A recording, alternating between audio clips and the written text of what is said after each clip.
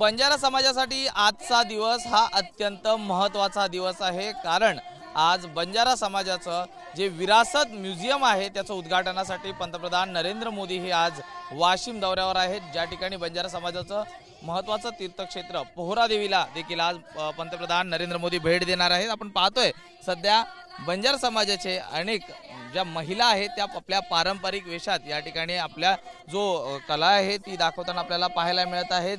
एकूणच जर बंजारा समाजाचा जर इतिहास पाहिला तर फार जुना आहे। राज्यात देखील बंजारा समाज हा मोठ्या प्रमाणात आहे आणि पोहरादेवी तीर्थक्षेत्र हे त्यांचं एक श्रद्धास्थान आहे आणि त्यामुळेच रामनवमीला बंजारा समाज या ठिकाणी मोठ्या प्रमाणात येत असतो। तीर्थक्षेत्राला भेट देताना आपल्याला पाहायला मिळत आहेत। आज देखील बंजारा समाजाची जी विरासत वास्तू आहे म्युझियम आहे त्याचं उद्घाटन होणार आहे। भव्य असं हे म्युझियम असणार आहे ज्यामध्ये बंजारा समाजाचा संपूर्ण इतिहास या ठिकाणी रेखाटलेला आहे।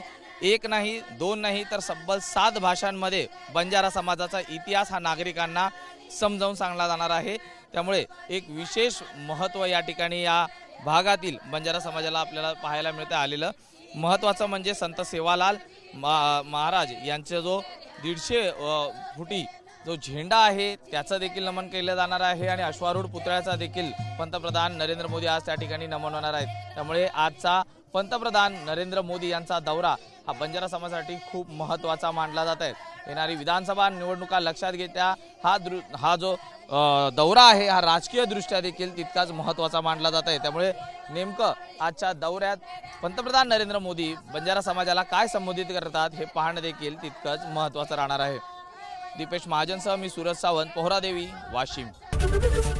एबीपी माझा, उघडा डोळे बघा नीट।